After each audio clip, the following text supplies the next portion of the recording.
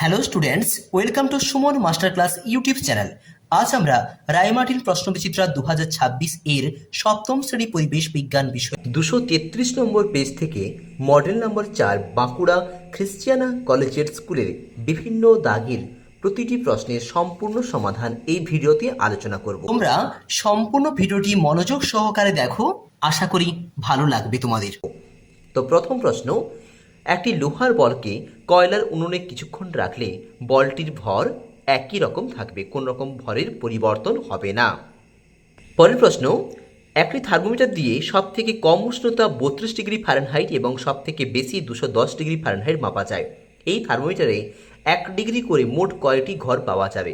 উত্তরটি হচ্ছে 178, কারণ 1 ডিগ্রি ফারেনহাইটের ঘর হবে 2 মানের পার্থক্য, অর্থাৎ 210 থেকে 32 বিয়োগ করতে হবে, করলে উত্তর হবে 178। যেহেতু প্রশ্নে ঘর কথাটি বলা আছে, তাই সঠিক উত্তরটি হবে কত না 178। যদি সর্বোচ্চ এবং সর্বনিম্ন মানের পার্থক্য হতো তাহলে উত্তরটি কিন্তু হতো 180। যেহেতু এখানে ঘর কথাটা উল্লেখ রয়েছে, তাই উত্তরটি হচ্ছে কত 178। রামধনু সৃষ্টি হয় আলোর যে ধর্মের জন্য, তা হলো আলোর বিচ্ছুরণ। আলো তৈরি করে নিজেদের মধ্যে যোগাযোগ রক্ষা করে যে প্রাণীটি, তা হলো কি না জোনাকি। উত্তরটি তোমরা রায়মার্টিন সহায়িকার 56 নম্বর পেজে পেয়ে যাবে। কিছু বা কয়েক ধরনের ব্যাকটেরিয়া, ছত্রাক প্রাণীরা, বিশেষ করে জোনাকির দেহে এক ধরনের জৈব রাসায়নিক বস্তু রয়েছে যার নাম কি লুসিফেরিন। তার জারণ বিজারণ ক্রিয়ার ফলে এক ধরনের জৈব জ্যোতি বিচ্ছুরণ বা বায়োলুমিনেসেন্স সৃষ্টি হয়। এই ক্ষেত্রে উৎপন্ন তাপ শক্তি আলোক শক্তিতে রূপান্তরিত হয়, যে আলো দিয়ে জোনাকিরা পোকারা এইভাবে নিজেদের মধ্যে যোগাযোগ সাধন সম্পন্ন করে। বস্তুর ওপর প্রযুক্ত বল এফ অর্থাৎ ফোর্স, বস্তুর ভর এফ মানে মাস এবং বস্তুর ত্বরণ এ ফর অ্যাক্সিলারেশন যদি হয়ে থাকে, তাহলে সম্পর্কটা কী হবে? বল সমান ভর গুণিতক ত্বরণ। নিউটনের প্রথম গতিসূত্র থেকে পাওয়া যায় জাড্ডে ধারণা, কারণ আমরা জানি যে বল পরিমাপের সূত্র এবং ভরবেগের সূত্র এই দুটি ধারণা পাওয়া যায় দ্বিতীয় গতিসূত্র থেকে, আর কার্য ধারণা তো কোনো সূত্রের মধ্যেই আসছে না। তো যাই হোক, বা ক্রিয়া প্রতিক্রিয়া যদি মনে করা হয় কার্য হিসাবে, তাহলে এটা তৃতীয় গতিসূত্র হবে। আর জাড্ডেটা কোন সূত্র না প্রথম গতিসূত্র থেকে পাওয়া যাচ্ছে। উপর দিকে সোজা ছুঁড়ে দেওয়া একটি পাথর 5 মিটার উঠে আবার হাতে ফিরে এলো। এক্ষেত্রে সঠিক তথ্যটি হবে পাথরটির অতিক্রান্ত দূরত্ব 10 মিটার। তার কারণটি একটু বলে দিই তোমাদের আমি। দেখো, পাথরটির সরণের মান বলেছে 10 মিটার। আমরা জানি যে যে বিন্দু থেকে কোনো বস্তু তার গতিবেগ শুরু করেছে, যাতায়াত শুরু করেছে, সেই বিন্দু থেকে শুরু করার পর যদি ঘুরে আবার সেই একই বিন্দুতে ফিরে আসে, তাহলে তার ক্ষেত্রে সরণ কী হয়ে থাকে? শূন্য হয়। সেই জন্য এই উত্তরটি হবে না। আবার পাথরটির অতিক্রান্ত দূরত্ব বলছে 0। আমরা দেখতে পাচ্ছি পাথরটি এবার গেল আবার ফিরে এলো, সেই জন্য অতিক্রান্ত দূরত্ব হচ্ছে কত? 10 মিটার। আর এখানে তো স্মরণের কথা উল্লেখ রয়েছে, তাই এই উত্তরটি নয়। C14-6 এই পরমাণুর নিউক্লিয়াসের নিউট্রন সংখ্যা কতগুলো? এই পরমাণুর নিউক্লিয়াসের নিউট্রন সংখ্যা আমরা জানি যে ভর সংখ্যা থেকে প্রোটন সংখ্যা বিয়োগ করলে পাওয়া যায় নিউট্রন সংখ্যা, তাই উত্তরটি হচ্ছে 8। PbNO3 মানে lead nitrate plus ferrous sulphate দিয়ে উৎপন্ন হচ্ছে কি না lead sulphate plus ferrous nitrate. এই বিক্রিয়া ফেরিক নাইট্রেট এই বিক্রিয়াটি কী ধরনের বিক্রিয়া? এটি একটি বিনিময় বিক্রিয়া। কোনো পরমাণু থেকে ইলেকট্রন বেরিয়ে গেলে কি উৎপন্ন হয়? ক্যাটায়ন উৎপন্ন হয়। কারণ আমরা জানি যে ইলেকট্রন ত্যাগ মানে কি ক্যাটায়ন। যেহেতু ইলেকট্রন এর থেকে প্রোটন সংখ্যাটা বেশি হচ্ছে, ইলেকট্রনটা বেরিয়ে যাচ্ছে, মানে ইলেকট্রন থেকে প্রোটন সংখ্যাটা যখন বেশি হয়ে যাচ্ছে, তারপরে কি হচ্ছে না পরমাণুটি ধনাত্মক আধানে পরিণত হচ্ছে, ফলে তা কিসে পরিণত হচ্ছে না ক্যাটায়নে পরিণত হচ্ছে। আয়রনের অভাবজনিত রোগের নাম কি না অ্যানিমিয়া বা রক্তাল্পতা। রেসারপিন তৈরি হয় কোন উদ্ভিদ থেকে? উত্তরটি হচ্ছে সর্পগন্ধা গাছ থেকে। জলে কোন মৌলের অধিক উপস্থিতির ফলে হাতের তালুতে খসখসে উঁচু উঁচু ছোপ দেখতে পাওয়া যায়, চামড়ার রং কালো হয়ে যায়? উত্তরটি হচ্ছে আর্সেনিক। একটি তেজস্ক্রিয় পদার্থের নাম কি? উত্তরটা হচ্ছে প্লুটোনিয়াম। ভারতের আন্দামান নিকোবর অঞ্চলে অবস্থিত বায়োডাইভার্সিটি হটস্পটটির নাম হলো সুন্দাল্যান্ড। প্রদত্ত খাদ্য উপাদানগুলির মধ্যে যেটির ক্যালোরি মূল্য সর্বাধিক সেটি হলো প্রোটিন, কারণ আমরা জানি যে কার্বোহাইড্রেট এর ভুল হয়েছে, উত্তরটি প্রোটিন হবে না, উত্তরটি হচ্ছে স্নেহ পদার্থ হবে। কারণ কার্বোহাইড্রেটের ক্যালোরি মূল্য হলো 4.1 কিলো ক্যালোরি, প্রোটিনের ক্যালোরি মূল্য হলো 4.1 কিলো ক্যালোরি, স্নেহ পদার্থের ক্যালোরি মূল্য হলো 9.3 কিলো ক্যালোরি। এই জন্য এই স্নেহ পদার্থ উত্তরটি যুক্তিযুক্ত। পৃথিবীর মিষ্টি জলের সব থেকে বড় উৎস হলো কি? হিমবাহ। হলুদ রঙের লাড্ডুতে কোন ক্ষতিকারক রং মেশানো থাকে? তা হচ্ছে মেটানিল ইয়েলো। মনোযোগহীনতার একটি লক্ষণ হলো ক্লাসে স্থিরভাবে বসতে না পারা। উত্তরটি চাইলে তোমরা দেখে নিতে পারো।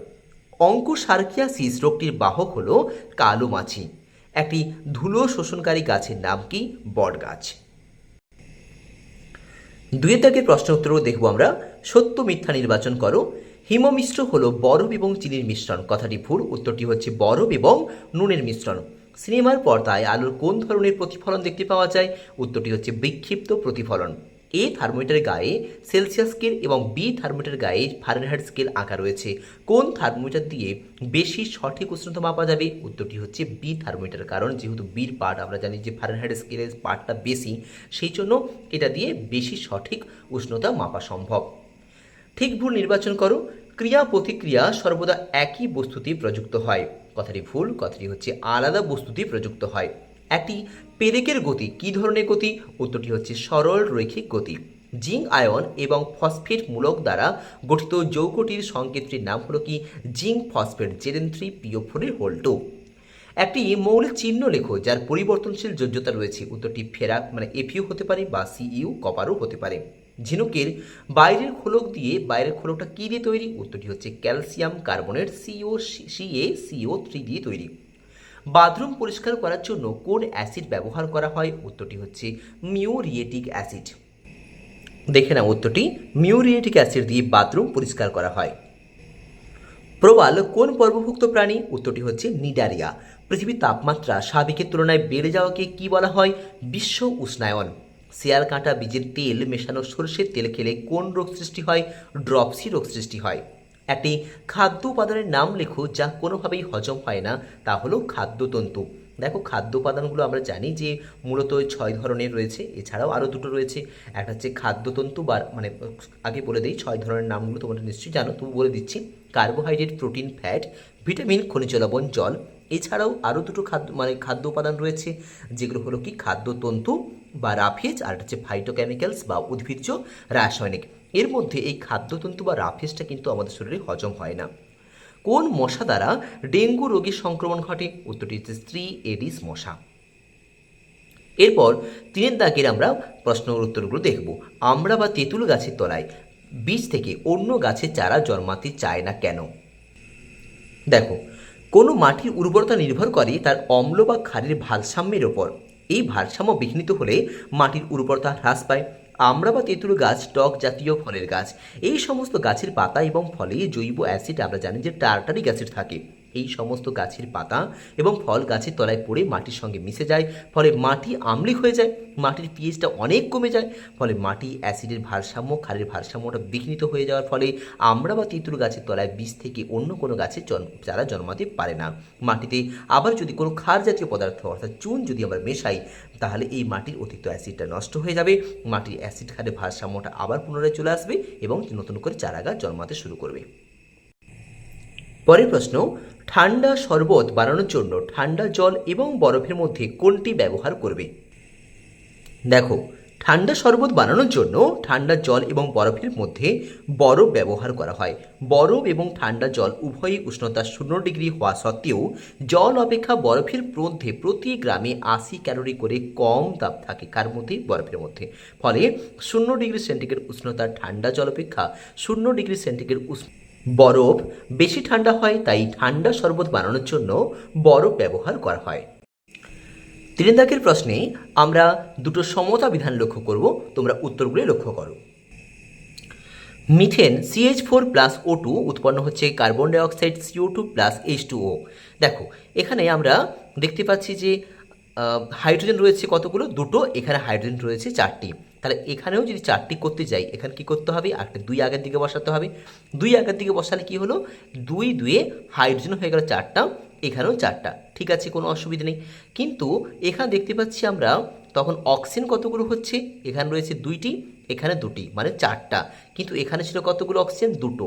সেই জন্য আগের দিকে যদি আমরা একটা 2 বসাই তাহলে এখানেও অক্সিজেন হয়ে যাবে 4টা, আর তাহলে এখানে কতগুলো হলো, 2টো আর 2টো মানে 4টা। তাহলে এবার মিলিয়ে নাও, কার্বন একটা, কার্বন একটা, হাইড্রোজেন 4টা, হাইড্রোজেন 4টা, অক্সিজেন 4টা, অক্সিজেন 2টো আর 2টো হয়ে গেল কতগুলো, 4টা।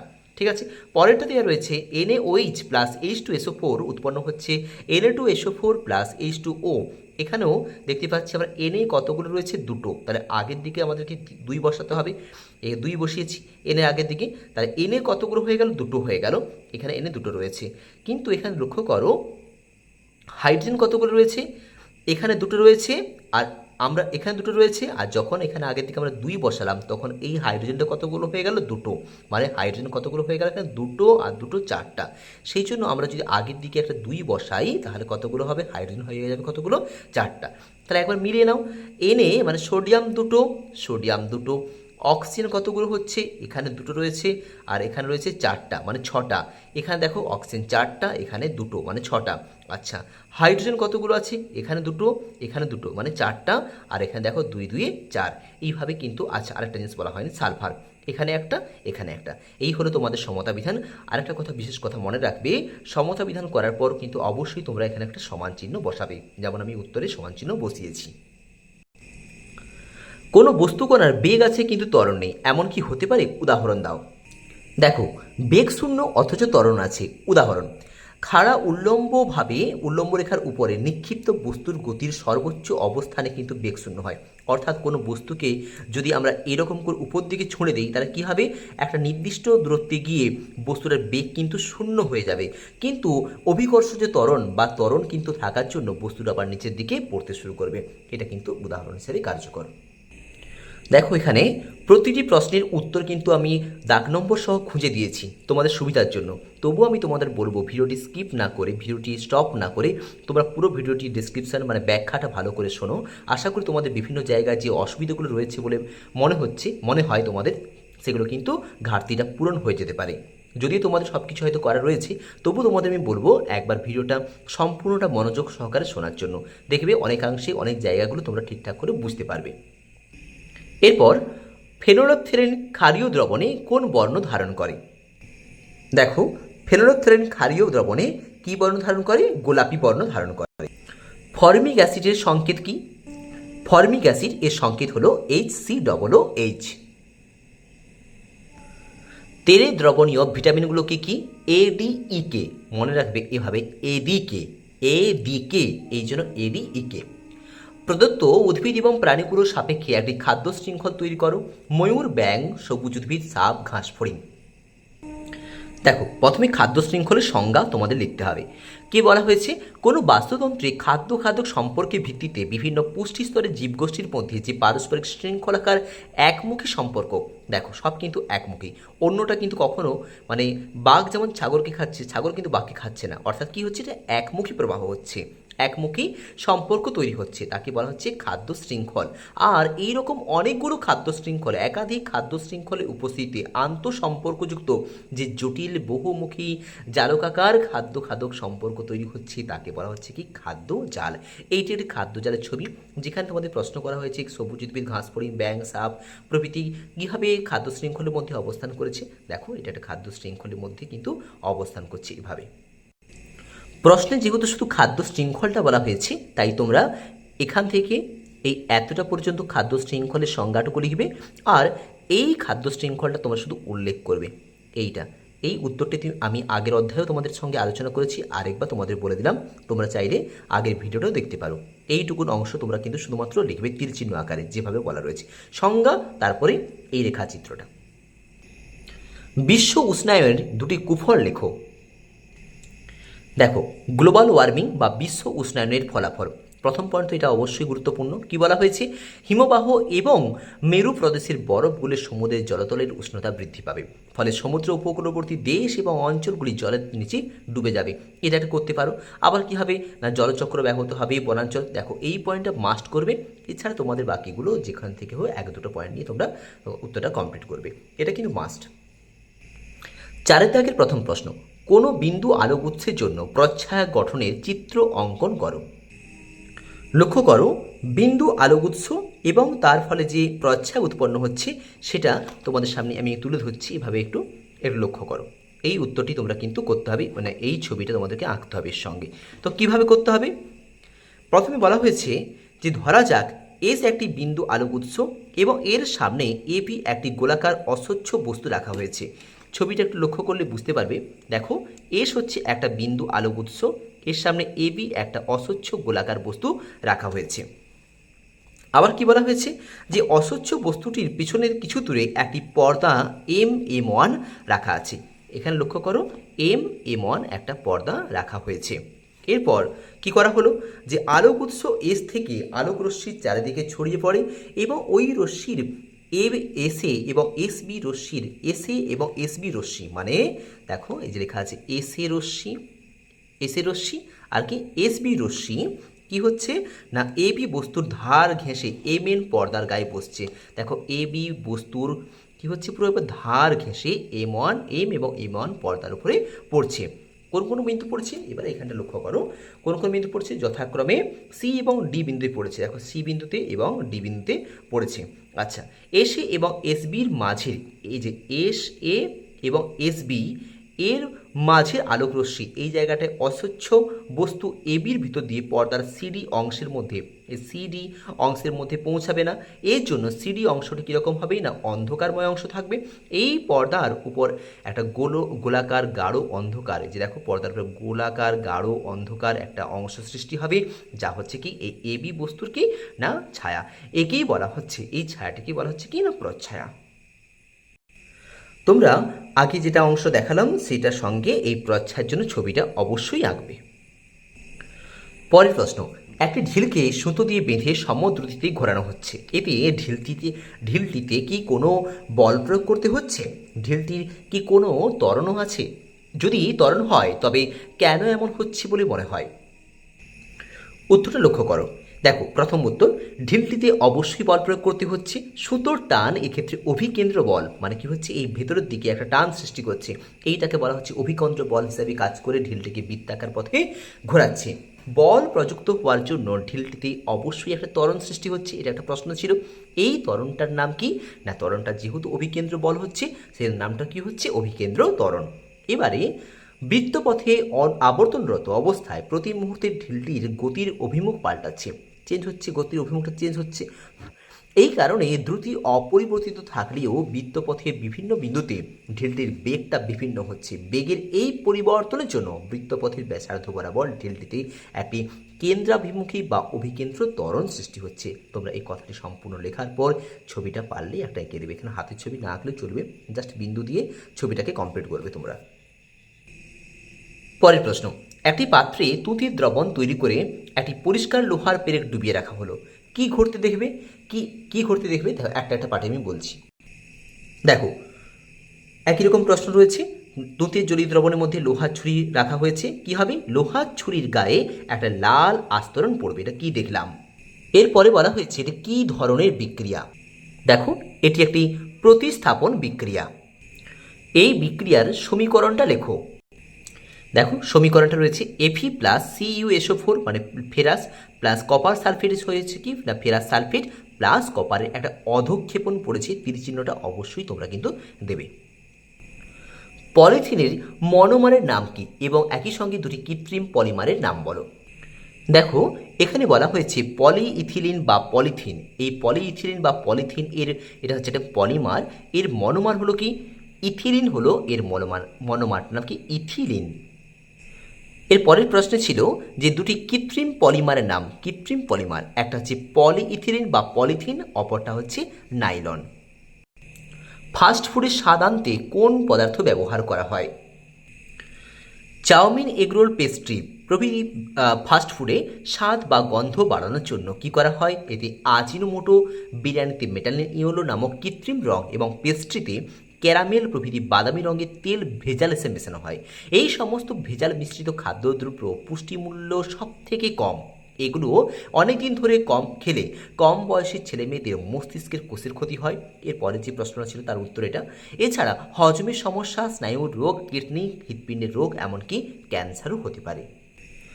কোন ভাইরাস বার্ড ফ্লু রোগ সৃষ্টি করে? দেখো, H5N1 জাতীয় ইনফ্লুয়েঞ্জা ভাইরাস দ্বারা পোলট্রি মুরগিরা আক্রান্ত হলে এদের মধ্যে যে রোগের সৃষ্টি হয় তা হলো কি বার্ড ফ্লু। তাহলে ভাইরাসটার নাম কি? H5N1 জাতীয় ইনফ্লুয়েঞ্জা ভাইরাস। পৃথিবীর জীববৈচিত্র্য হ্রাসের 3টি কারণ লেখো। জীববৈচিত্র্য হ্রাসের কারণগুলো দেওয়া রয়েছে: বাসস্থানের অভাব, দূষণ, চোরাশিকার, বিদেশি প্রজাতির অনুপ্রবেশ এবং একই সঙ্গে রয়েছে জলবায়ু পরিবর্তন। এই সমস্তগুলো কারণগুলোর মধ্যে তোমরা তোমাদের পছন্দ মতো যে কোনো 3টি পয়েন্টকে লিখে ডিসক্রিপশন করবে। ঠিক আছে? আজকের মডেলে একেবারে শেষ প্রশ্নে উপনীত হয়ে গেছি আমরা। দেখো, প্রশ্নটা কি? দুটি বায়ুবাহিত রোগের নাম এবং যে জীবাণুর দ্বারা রোগগুলো সৃষ্টি হয় সেই জীবাণুর প্রকৃতি উল্লেখ করো। প্রকৃতি মানে সেটা ব্যাকটেরিয়া, ভাইরাস, অণুজীব, ছত্রাক কি সেটা আমরা জানবো। দেখো, বায়ুবাহিত বিভিন্ন প্রকার রোগগুলো এখানে রয়েছে। এই যে রোগের নামগুলো পরপর রয়েছে, দুটো বলেছি, একটা হচ্ছে ইনফ্লুয়েঞ্জা আমি বলবো, আরটা কি সাধারণ সর্দি কাশি, যেটা কমন। দেখো, ইনফ্লুয়েঞ্জার জন্য দায়ী জীবাণুটার নাম কি? Myxo virus. এর প্রকৃতি কি? এটি হচ্ছে ভাইরাস। ঠিক আছে? পরেরটা ছিল সাধারণ সর্দি কাশি, এর জন্য দায়ী ভাইরাসটির নাম কি? রাইনো ভাইরাস, মানে জীবাণুটির নাম কি? Rhino virus. এর প্রকৃতি কি? এটিও ভাইরাস। আজকের এই আলোচনা যদি তোমাদের মনোগ্রাহী হয়, তোমাদের যদি ভালো লেগে থাকে, তাহলে একটি লাইক করো এবং পরবর্তী বিষয়গুলো পাওয়ার জন্য চ্যানেলটিকে সাবস্ক্রাইব করে পাশে থেকো। আর হ্যাঁ, যদি কোনো প্রশ্নের উত্তর বুঝতে অসুবিধে হয় তাহলে অবশ্যই কমেন্ট করো। মনোযোগ সহকারে ভিডিওটি সম্পূর্ণ দেখার জন্য সবাইকে অসংখ্য ধন্যবাদ। সবাই খুব ভালো থেকো।